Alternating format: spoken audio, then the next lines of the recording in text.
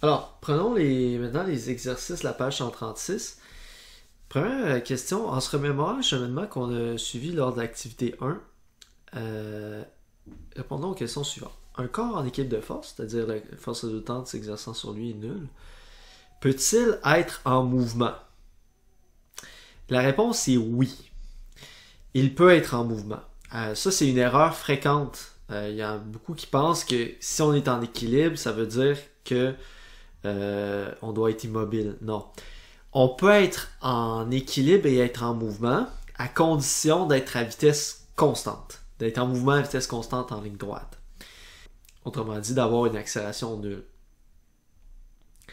Prenez par exemple un chariot d'épicerie. Un chariot d'épicerie qui est bien plein, donc très massif. Poussez-le pour qu'il y ait un certain élan et ensuite lâchez-le. Faites attention si jamais vous le faites pour pas évidemment que ça fonce dans personne dans l'épicerie, là, mais si on lâche le panier, qu'est-ce qu'on peut imaginer? C'est que le panier va continuer son mouvement à vitesse constante. Mais la force résultante qui agit sur lui est nulle. Il y a son poids qui tire vers le bas, il y a la normale qui pousse le chariot vers le haut, et c'est tout. Donc il y a seulement ces deux forces-là. Si on néglige la résistance de l'air puis le frottement dans les roues, là, évidemment, si on laisse ça aller très longtemps, il finirait par freiner justement à cause du frottement dans les roulettes et la résistance de l'air. Mais cette force-là est quand même assez faible comparativement à l'inertie là, que le chariot a.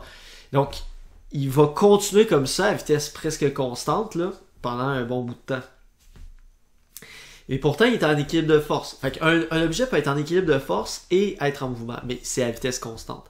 Autre exemple, si vous êtes en vélo, vous arrêtez de pédaler, vous êtes sur le plat, vous êtes à peu près en équilibre de force. Encore là, il y a du frottement entre les pneus puis la chaussée, puis aussi la résistance de l'air, mais si mettons qu'on néglige sur un court intervalle de distance, on pourrait négliger ces forces-là, et à ce moment-là, il y aurait juste le poids à la normale, et vous êtes en équilibre de force, puis quand vous arrêtez de pédaler, vous allez quand même continuer, mais à vitesse constante. Un corps immobile peut-il être mis en mouvement sans qu'une force résultante s'exerce sur lui? Non. Une force résultante doit s'exercer, une force résultante non nulle doit s'exercer sur un objet pour le mettre en mouvement ou pour le freiner. Mais pour maintenir son mouvement à vitesse constante, il n'y a pas besoin d'avoir de force résultante. C'est ça qu'il faut comprendre. Un corps en mouvement rectiligne uniforme, donc à vitesse constante, peut-il décélérer sans qu'une force résultante s'exerce sur lui? Non. Encore une fois, pour freiner un objet, il faut avoir une force résultante. Pour accélérer un objet, il faut donner une force résultante. Pour le maintenir à vitesse constante, on n'a pas besoin de force résultante. Autrement dit, on a besoin d'une force résultante non nulle lorsqu'on veut modifier le mouvement d'un objet, c'est-à-dire l'accélérer, le freiner ou le faire tourner. Okay. Quand je prends un virage, je dois aussi avoir une force. Par exemple, vous êtes en voiture, vous devez prendre un virage ou en vélo, vous devez avoir une force. Dans ce cas-ci, c'est la force de frottement entre les pneus et la chaussée qui vous permet de tourner. Si vous n'avez pas cette force-là, vous allez déraper vers l'extérieur du virage. Un corps en mouvement rectiligne uniforme peut-il conserver ce mouvement même si aucune force résultante ne s'exerce sur lui? Oui. Okay, on répète un peu toujours la même question, là. Oui. Mais ensuite, il demande si oui, est-ce que cela veut dire que rien ni personne n'exerce une force sur ce corps en mouvement? Pas nécessairement. Il peut avoir une force qui s'exerce, mais à ce moment-là, ça veut dire qu'il y a une autre force qui s'exerce en sens opposé qui vient l'annuler pour que la force résultante soit nulle. Repensez à l'exercice de tout à l'heure avec Kelly et sa petite sœur. Lorsque la petite sœur a poussé 20 newtons sur la chaise, il y avait une force qui s'exerçait sur Kelly, mais il n'y avait pas de force résultante parce que le frottement tirait dans l'autre sens avec 20 newtons aussi. Donc, ce qui compte, c'est la force résultante qui s'exerce sur un objet, c'est-à-dire le résultat de toutes les forces, la somme de toutes les forces qui s'exercent dessus. Roxana est en train de déplacer son réfrigérateur en ligne droite. Vitesse constante de 0,5 mètres par seconde. Sachant qu'il existe une force de frottement de 200 newtons entre tes pattes et le sol, détermine la force avec laquelle Roxana pousse le réfrigérateur.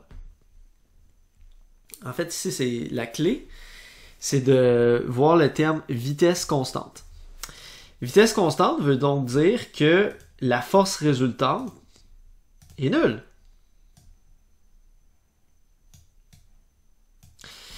Vitesse constante veut dire force résultante nulle. Donc, si on exerce une force de 200 newtons, ça veut dire qu'il y a aussi un frottement de 200 newtons. Pardon, si un frottement de 200 newtons, ça veut dire qu'elle pousse à 200 newtons aussi. Puis les deux forces s'annulent. Et c'est ce qui permet de le faire avancer à vitesse constante. Si elle pousse à plus que 200, mettons elle pousse à 300, le réfrigérateur va accélérer vers l'avant. Si elle pousse à moins de 200, mettons elle pousse à 100 newtons seulement, le réfrigérateur va freiner jusqu'à s'immobiliser. Si elle freine si elle pousse rien, 0 newton, ben le frigo va aussi freiner. Il va freiner encore plus vite parce que là, il va juste avoir une force de 200 newtons qui va le faire freiner. Roxana fait une pause puis se remet à pousser sur le réfrigérateur à force de 200 newtons. Qu'arrivera-t-il? Ça, c'est intéressant. Fait qu'il y a une force de frottement de 200 qui peut s'exercer entre le frigo et le sol. Si elle part du repos et elle pousse 200, est-ce que ça va pouvoir mettre le frigo en mouvement? Non. Non.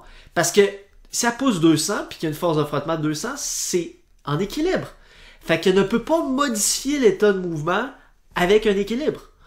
Fait que le frigo resterait immobile. Autrement dit, 200 newtons, c'était suffisant pour le garder en mouvement, une fois s'il était déjà en mouvement. Mais s'il est immobile au départ, c'est pas suffisant. Il faut vaincre le frottement. Il faut exercer plus de force que le frottement pour pouvoir le mettre en mouvement. Donc, par exemple, en faisant 201 newtons ou 210 newtons, là, oui, ça permettrait de mettre le frigo en mouvement. Et ensuite, elle pourrait redescendre sa force à seulement 200 et ça serait suffisant pour le maintenir à vitesse constante. La ceinture de sécurité et les coussins gonflables permettent de protéger les passagers d'une automobile en cas de collision, comme vous savez. Lorsque deux voitures entrent en collision, imaginez par exemple une collision frontale ou ça peut être une collision entre une voiture et un poteau, par exemple, ou un immeuble. Ce qui va se produire, c'est que le véhicule va être freiné de force très brusquement, de façon très très brusque. Et ça, qu'est-ce que ça a comme effet? Si un passager dans l'habitacle n'est pas attaché et qu'il n'y a pas de coussin gonflable en face de lui, qu'est-ce qui va arriver suivant la collision? En fait, ce qui va arriver, c'est que le corps du passager n'est pas freiné lui-même par le véhicule. Le corps du passager, mettons qu'on imagine une voiture qui fonce dans un arbre. C'est un peu tragique là, comme situation, mais ça permet de bien comprendre la situation.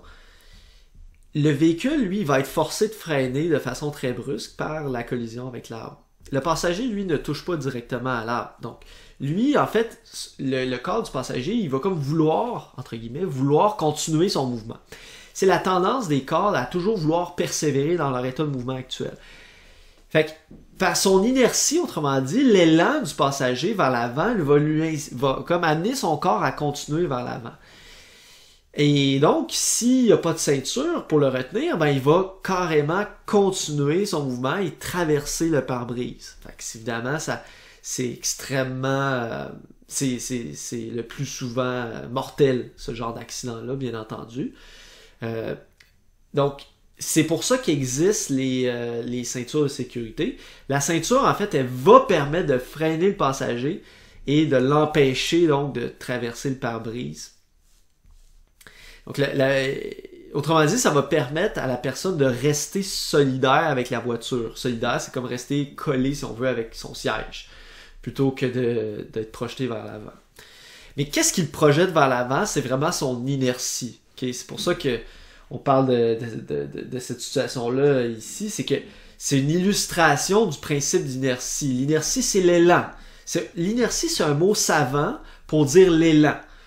L'élan, c'est un mot que je pense que tout le monde comprend. C'est assez intuitif. On connaît ce mot-là depuis longtemps. On l'utilise souvent. L'élan d'un objet. Le fait qu'il y a déjà du mouvement, du momentum. Ça prend quelque chose pour l'arrêter. Pour arrêter l'élan ou pour partir un élan. Mais une fois qu'on est sur un élan, c'est facile de maintenir l'élan. Ça, c'est ce qu'on appelle le principe d'inertie. Donc l'inertie, c'est vraiment juste un mot savant pour dire l'élan, si on veut. Comment la ceinture de sécurité contribue-t-elle à protéger? C'est ça, comme j'ai expliqué, dans le fond, la ceinture va bloquer, puis ça va ralentir le corps de la personne sans qu'il y ait d'impact sur son corps.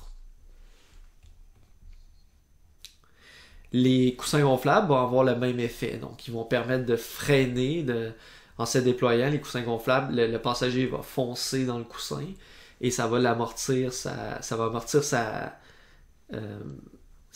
son élan, dans le fond. Fait que ça va le freiner.